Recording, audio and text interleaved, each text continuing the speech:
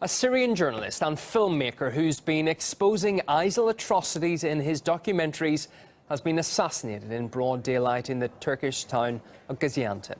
The atrocity has been condemned by the international journalist community. Once again, Turkish authorities said they have opened an investigation. That's not enough. It seems clear to us that Syrian journalists and media workers who have fled to Turkey are not safe at all. The European Federation of Journalists strongly calls on Turkish authorities to set up measures to protect Syrian journalists and media workers based in Turkey. We call on Turkish authorities to bring the killers of Naji Jerf to justice swiftly and to protect all Syrian journalists on Turkish soil.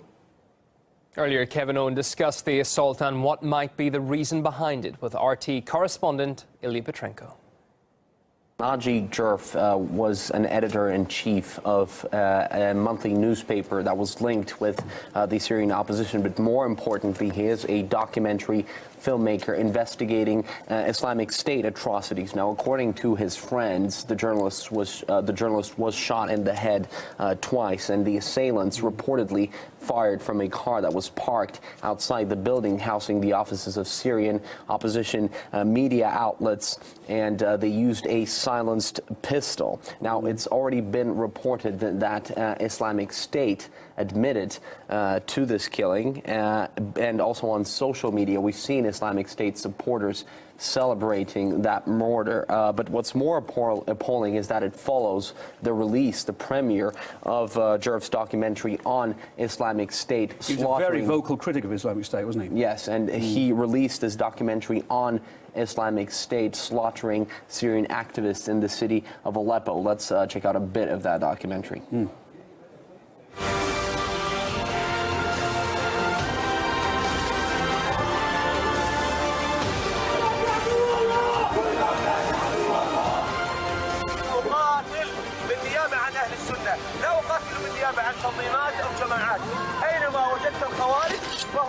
No wonder that internationally journalists were appalled and outraged by this brutal murder. Yeah, I mean, Ilya, for many reasons, it's a tough time being a journalist in Turkey at the moment. Of course, as you say, ISIS has said that it was behind this, but there have been other instances of journalists having a tough time there, getting their message across, free press, etc., haven't they? Well, I can tell you that when we talk about actual murders, this is not a lone incident. Back in October in another city in Turkey, but that's also close to the border in Syria, that city saw an even more brutal killing than that of Naji Jerf. 2 Syrian opposition activists were murdered there, and they were stabbed and slaughtered inside their home. In that particular case, Islamic State took responsibility for that too. Well, we spoke to the representative of the UN Journalist Association, as well as a high-ranking official from Reporters Without Borders. They both say Turkey should not delay in bringing those responsible for the killing to justice. I think that if this crime remains unsolved, especially in a country like Turkey that has also problem with the internal press that sometimes is jailed or sometimes accused of attacking the government, that's going to be a serious issue for, freedom of the press in that particular state and around the world. We really urge the authorities to conduct an impartial investigation for once and to track down the perpetrators and the masterminds of this execution. So far, obviously, the trend is opposite to our hopes. The trend over the past few years now is press freedom deteriorating in Turkey.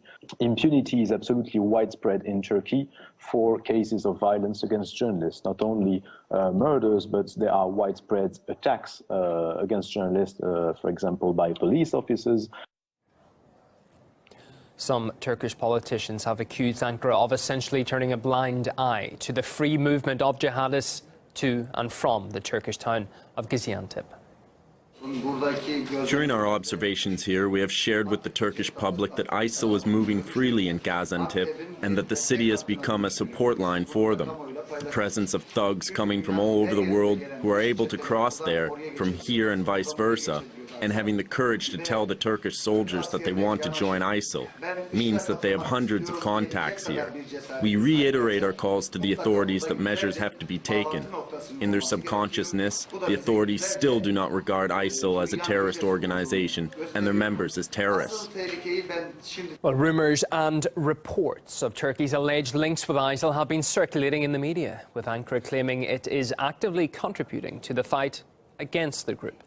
We had a look at what it's been doing thus far.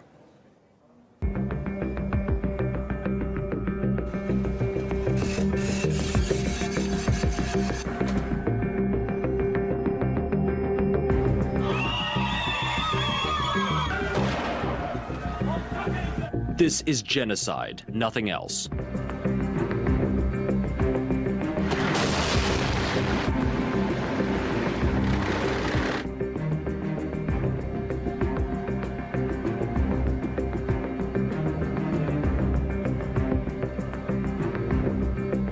Despite the fact that NATO is heavily involved in the fight against ISIS, a report from the Norwegian Foreign Ministry reveals a secret that Turkey, a NATO country, is buying oil from the terrorists.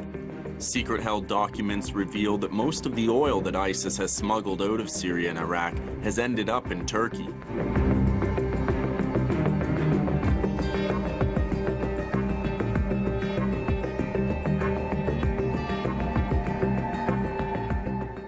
There's a lot of IS activity going on in Turkey, and the authorities are either unwilling to take drastic measures or are at loss at what to do.